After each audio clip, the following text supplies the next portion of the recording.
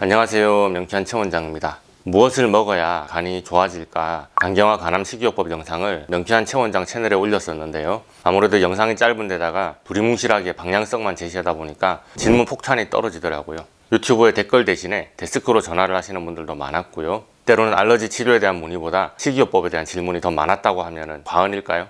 그래서 오늘은 간경화 간암 식이요법 2탄을 준비했습니다. 환자분들이 많이 궁금해 하셨던 질문들을 모아서 공개적으로 답변을 해드리고 추가로 드실 수 있는 식재료들도 공개를 합니다. 그런데 아마도 구독자 여러분들 모두에게 다 해당되지는 않을 수도 있다는 점을 먼저 말씀드리겠습니다. 먹지 말라고, 간이 나쁘면 먹을 게 없다고 식이요법 1탄에서 이야기를 했었는데요. 이 정도는 먹어도 된다고 허용하기 시작한다면 이게 무슨 뜻일까요? 유튜브 영상 보시는 분들에게 하는 말이 아니고 알러지 치료를 통해서 증상이 호전된 분들에게만 해당되는 말일 수도 있다는 뜻입니다. 구독자 여러분들은 이 점을 꼭 주의하시기 바랍니다. 식이요법 1탄 영상에서 말씀드린 곡물밥 레시피를 잠깐 체크할게요. 유기농 찹쌀, 현미 맵쌀, 쥐눈이 콩, 율무를 기본으로 합니다. 이 재료들을 모두 2대2대 1대1로 물에 불려서 믹스기에 5분 정도 갈아준 후에 마지막에 검은 깨를 한 숟갈 정도 넣고 압력솥에서 밥을 지으라고 말씀드렸습니다. 그런데 해보면 아시겠지만 밥을 짓는다고 지었는데 사실상 죽에 가깝습니다. 그래서 질문을 많이 받았습니다. 꼭 죽으로 먹어야 될까요? 물을 졸여서 꼬들꼬들하게 밥으로 드시면 안 되냐는 말이죠. 이 질문에 답변하기 전에 제가 죽 형태로 드시라고 권한 이유를 여러분이 아시는지 모르겠습니다. 간 상태가 안 좋을수록 소화력이 떨어지고 포도당을 글리코겐으로 변환해서 간에 저장하는 능력이 줄어들기 때문입니다. 그래서 간 환자분들은 과식하면 안 됩니다. 소화가 잘 안 되는 것도 문제지만 남아도는 포도당을 간에 저장하지 못하는 사태가 오래 지속되면 당뇨 쪽도 문제가 되기 때문이죠. 그래서 소화가 잘 되면서 포만감은 느껴야 하고 조금씩 자주 드시면서 과식은 못하게 하려고 죽을 드시라고 권해드렸습니다. 아무래도 간 상태가 안 좋을수록 밥보다 죽을 드시는 것을 권합니다. 간경화 중기 정도라면 곡물밥의 형태로 드셔도 괜찮을 것 같고요. 너무 죽만 드셔서 지겹다 하시면 때때로 곡물밥으로 드셔도 좋습니다. 단 소화가 잘 되는 상태여야겠죠. 자, 간이 아플수록 저장 탱크가 작습니다. 그래서 곡물밥을 드신다면 하루에 5번 이상, 죽으로 드신다면 하루에 8번은 드셔야 됩니다. 아니 원장님, 하루에 8번 어떻게 먹어요? 그러시는데요. 당연히 배 터지게 8번 드시라는 뜻이 아니겠죠. 한 끼에 과식하지 마시고 조금씩 나누어서 자주 드시라는 의미입니다. 특히나 화장실 가려고 자다가 일어났는데 다리가 휘청하면서 쓰러졌다는 환자분들의 보고를 가끔씩 듣습니다. 밤참을 안 드셔서 그래요. 밤에 주무시기 전에 꼭 밤참을 드셔야 자다가 저혈당이 오지 않습니다. 밤참이라고 하니까 또 과자에 라면에 치킨이 생각나고 그러시면 안 됩니다. 밤에 주무시기 전에 드시는 것도 당연히 식이요법을 지키셔야죠. 밥에 대해서 또 듣는 질문이 있는데요. 꼭 압력밥솥을 사용해야 되냐고 묻는 분들이 많이 계셨습니다. 압력솥에 밥을 지으면 찰기가 있으니까 그렇게 하십사 말씀드렸는데요. 꼭 압력밥솥이 아니어도 됩니다. 밥이 잘 되기만 하면 되죠. 그리고 합병증 상태에 따라서 곡물죽의 기본적 레시피가 변경이 됩니다. 당뇨가 있는 분들은 기본 곡물죽에서 쌀의 비율을 낮추고 보리의 비율을 높입니다. 그리고 부종이 심하면 이뇨작용이 있는 율무의 비율을 좀 더 높여도 좋습니다. 그리고 옥수수 수염차를 매일 물 대신 마셔도 좋습니다. 볶은 옥수수 100g에 옥수수 수염 말린 것 10에서 50g 정도를 물 2리터와 함께 끓여주세요. 그리고 상하지 않게 냉장해서 놔두고 마십니다. 옥수수의 수염은 이뇨작용이 있습니다. 또 코피를 잘 흘리고 혈소판 수치가 낮은 분들은 연근의 뿌리를 말린 차를 끓여서 드셔도 괜찮겠습니다. 자, 다음으로는 반찬을 알아보겠습니다. 제가 식이요법 1탄 영상에서 반찬은 드시면 안 된다고 딱 잘라서 말씀드렸습니다. 그건 다른 가족들이 먹는 보통 반찬을 밥상에서 같이 먹으면 안 된다고 하는 뜻이었어요. 야채 반찬을 먼저 알아보겠습니다. 일단 배추, 양배추, 그리고 방울양배추라고 하죠. 브리셀 스프라우트, 브로콜리, 청경채, 미나리, 상추, 머위 이런 종류의 잎야채와 버섯, 연근, 도라지 등의 제철이 나는 산나물들은 대부분 괜찮습니다. 다만 생으로 드시지 마시고 데치거나 참기름이나 들기름에 볶아서 소량만 드시기 바랍니다.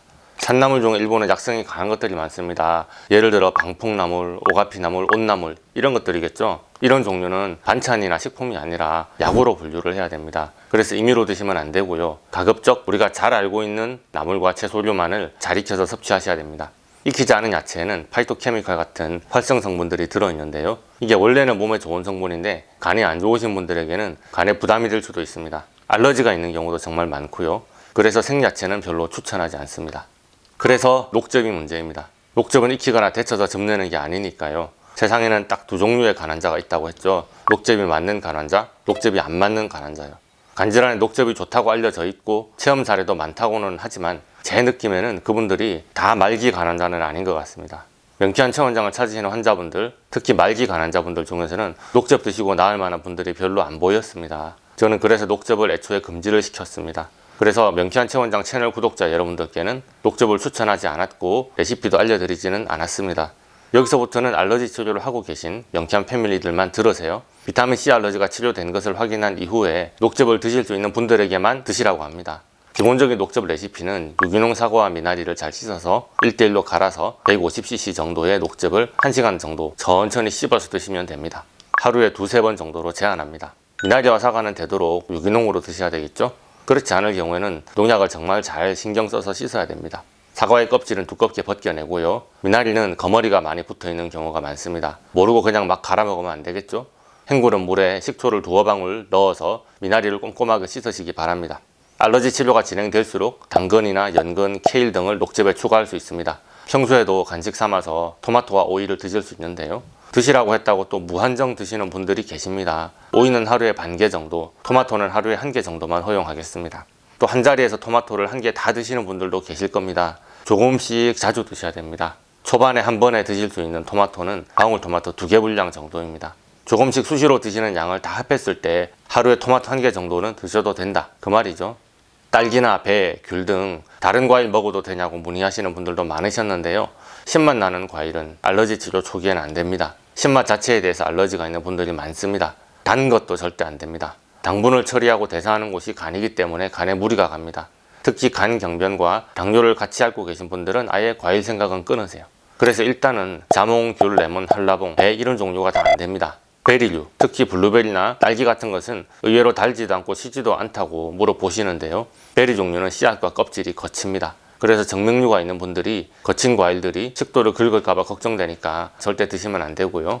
혹시나 정맥류의 소견이 전혀 없으신 분들 중에서 비타민C와 페놀릭스, 사리실산 등의 치료가 끝나고 알러지가 없는 것을 확인하고 간 수치가 안정이 되면 그때 허용해 드릴 수 있겠습니다. 블루베리는 하루에 10개, 딸기는 하루에 3개 정도, 아침, 점심, 저녁에 1개씩만 드세요. 토마토는 조금 예외인데요. 껍질을 벗기고 살짝 데친 토마토 혹은 기름에 볶은 토마토는 아침에 반 개, 저녁에 반 개 정도 드셔도 됩니다. 그러나 혈액의 미네랄 수치가 조절이 잘 안 되시는 분, 복수가 심하다가 이제는 신장까지 많이 안 좋다는 소견을 들으신 분들은 토마토 드시면 안 됩니다. 토마토에 칼륨이 많이 들어있거든요. 근데 이렇게 추가할 수 있는 야채나 과일을 식이요법 1탄에서는 왜 안 알려줬을까요? 맞습니다. 간경화 말기에 증상이 심한 상태에서 먹으면 안 되기 때문입니다. 아마도 명쾌한 체원장 채널을 구독하고 보고 계신 간경화 말기 환자분들은 이렇게 이런저런 야채들을 추가해서 드시면 안 될 것 같고요. 명쾌한 패밀리들 중에서도 아마도 알러지 치료에 반응이 좋고 합병증이 잘 잡혀가는 상태여야 제가 이런저런 것들을 더 추가해보라고 허락을 할 수가 있습니다. 특히나 황달과 복수, 간성혼수가 한창 심한 상태라면 저는 절대로 생야채나 녹즙이나 과일을 드시라고 말씀드릴 수는 없습니다. 다음으로는 고기 반찬에 대해서 끊임없이 문의를 해주시더라고요. 가장 무난하게 드실 수 있는 것은 기름을 뺀 소고기, 살코기와 흰살 생선입니다. 명태, 갈치, 가자미가 가장 좋고요. 대구나 조기, 민어, 광어, 도미, 참돔 등도 괜찮습니다. 아참, 생선 구워 드실 때 당연히 소금 뿌리면 안 됩니다. 특히나 염장을 해서 파는 생선도 드시면 안 되겠죠? 제가 지난번에 바이오제닉 아민 영상을 올려드렸는데요. 단백질 음식이 저장되고 가공될 때 자연적으로 발생되는 부패산물이 그렇게 몸에 안 좋다고 영상을 찍었습니다. 간환자분들은 바이오제닉 아민이 잘 생기는 음식들을 정말 드시면 안 되는데요. 그게 어떤 음식인가요? 고등어, 참치, 꽁치, 전어, 연어, 정어리 등의 등푸른 생선, 생선 내장을 가공한 식품, 조개류와 돼지고기와 가공된 육류입니다. 특히나 조개 종류는 쉽게 상해서 식중독 위험이 높습니다. 알러지가 많기로도 유명하고요. 새우나 게도 마찬가지입니다. 오징어, 문어도 흰살 생선류로 분류하지만 그 항목을 치료하고 나서 드시기를 바랍니다. 알러지 치료로 완치됐다 할 정도로 잘 회복되셨던 분들이 상한 조개탕 잘못 드시고서 폐혈증으로 큰일 날 뻔 하셨던 적이 있었습니다. 그런데 간이 멀쩡하신 분은 상한 조개탕 같이 드셔도 멀쩡하셨고요. 조개는 그래서 제가 끝까지 제한을 할 겁니다. 알러지 치료로 증세가 호전되시면서 기름이 없는 돼지고기에 살코기 그리고 닭고기를 허용할 수가 있습니다. 그러나 콜레스테롤과 지방이 많기 때문에 계란은 별로 추천하지 않습니다. 기름기 있는 고기는 왜 안 좋다고 할까요? 담즙이 지방을 소화시키는 소화액이잖아요. 담관이 막혀서 담즙이 잘 빠져나오지 못해서 황달이 오시는 분들이 지방이 있는 음식으로 쓸개를 자극해봐야 좋을 게 없습니다. 그러니까 고기는 하루에 50g으로 제한합니다. 간성혼수가 좋아지는 것을 보면서 드실 수 있는 고기의 양과 종류는 늘려드리도록 하겠습니다.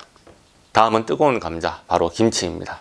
물에 씻어서 김치나 깍두기 먹으면 안 되냐고 하시는데요. 당연히 안 됩니다. 동치미나 물김치도 안 되냐고 간절하게 물어보시는데요. 소금을 넣은 모든 음식은 당연히 안 됩니다. 저염식을 해야 되는데 복수도 안 빠지는 상황에서 저에게 이런 질문을 왜 자꾸 하시는지 모르겠네요.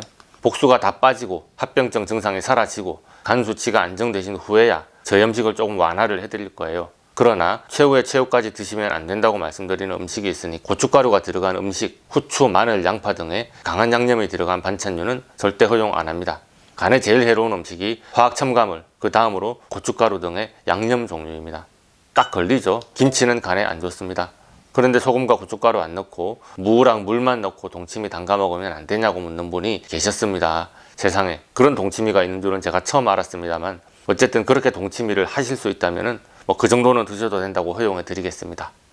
저희 명쾌한 한의원 데스크에서 가장 애먹는 것이 있습니다. 환자들이 조금만 좋아지기 시작하면 이거 더 먹어도 돼요? 이거는요? 저건요? 하고 물어보신다고 합니다.